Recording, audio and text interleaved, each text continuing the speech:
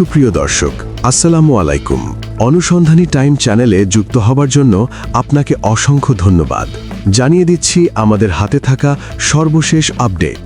আর বরাবরের মতো সর্বশেষ আপডেট জানাতে আপনাদের পাশে আমি সাইমন সুজন। মাইনকাচিপায় দিল্লির মোদি, ঢাকায় হামলা করলে সরাসরি ভারতে মিসাইল আক্রমণ করবে পাকিস্তান। अगर आप किसी ने बांग्लादेश को পাকিস্তানিজ হেল্ড আদ ভারত। বাংলাদেশে আক্রমণ করার চেষ্টা করলে ক্ষেপণাস্ত্র ছুড়ে জবাব দেবে পাকিস্তান। পাকিস্তানের ক্ষমতাসীন দল মুসলিম লীগ নওয়াজ বা PMLN এর শীর্ষ পর্যায়ের এক নেতা কামরান সাইদ উসমানী কড়া ভাষায় ভারতকে এই সতর্ক করেছেন। তিনি জোর গলায় বলেছেন, যদি ভারত বাংলাদেশের সার্বভৌমত্বের উপর কুদৃষ্টি দেয় তবে পাকিস্তান নীরব দর্শক হয়ে বসে থাকবে না। উসমানীর মতে, বাংলাদেশের দিকে হাত বাড়ালে পাকিস্তানের শক্তিশালী সেনাবাহিনী এবং অত্যাধুনিক ক্ষেপণাস্ত্র ভারতের সেই আগ্রাসন রুখে দিতে এক মুহূর্ত দেরি করবে না। ভারতীয় সংবাদমাধ্যম ইন্ডিয়া টুডে এক বিশেষ প্রতিবেদনে কামরান সাইদ উসমানীর এই বক্তব্য প্রকাশ করেছে। সেখানে দেখা যাচ্ছে, উসমানী অত্যন্ত আত্মবিশ্বাসের সাথে বলছেন, পাকিস্তানের জনগণ এবং সামরিক বাহিনী সব সময় বাংলাদেশের পাশে রয়েছে।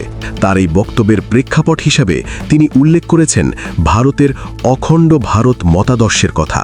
উসমানীর দাবি, ভারত তার এই বিশেষ মতাদর্শ বাংলাদেশের উপর চাপিয়ে দিয়ে দেশটিকে একটি নির্দিষ্ট ধর্মীয় রাষ্ট্র রূপান্তরের চেষ্টা চালাচ্ছে।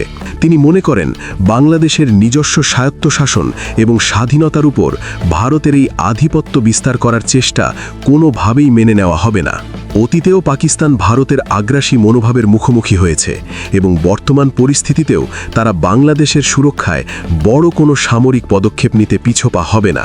পাকিস্তানের এই নেতা সরাসরি ভারতের নাম ধরে বলেছেন, বাংলাদেশের দিকে খারাপ অভিপ্রায়ে তাকালে ভারতকে তার দাঁত ভাঙার জবাব পেতে হবে। উসমানী শুধু মৌখিক হুঁশিয়ারিতেই থেমে থাকেননি।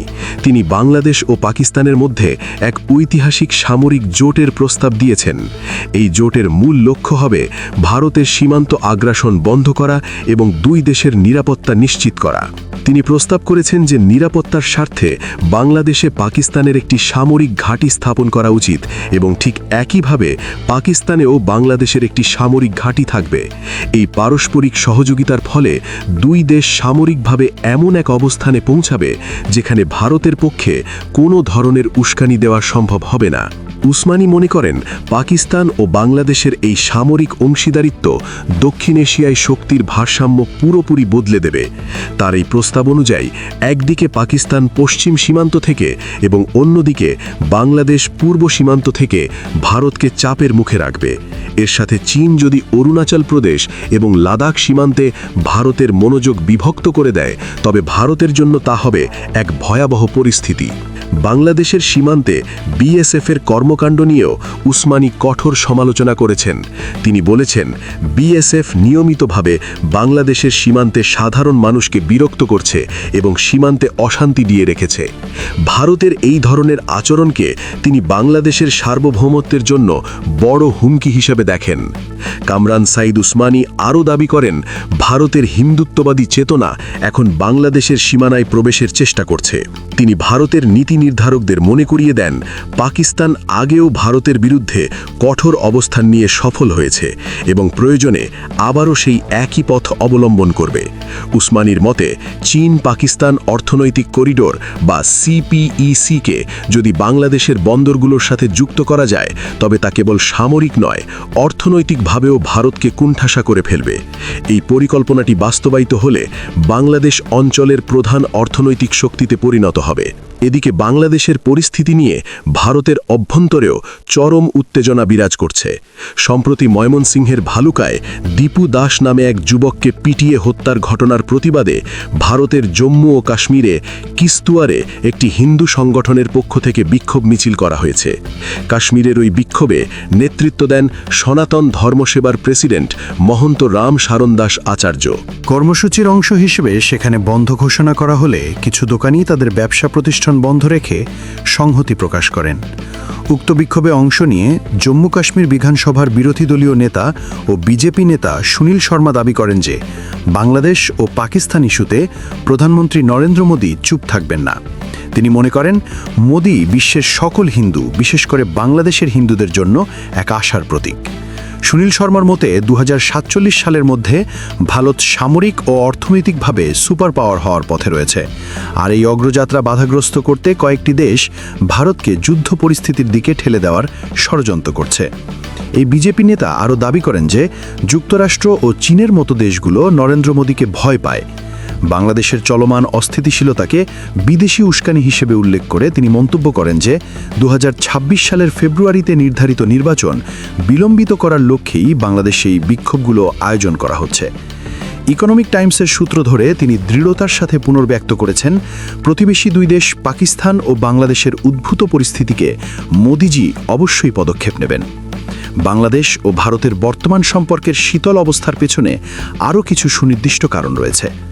সম্প্রতি শহীদ ওসমান হাদি হত্যাকাণ্ড এবং দিল্লিতে অবস্থিত বাংলাদেশের দূতাবাসে হামলার চেষ্টার মতো ন্যাক্কারজনক ঘটনাগুলো দুই দেশের কূটনৈতিক সম্পর্কে গভীর ফাটল ধরিয়েছে।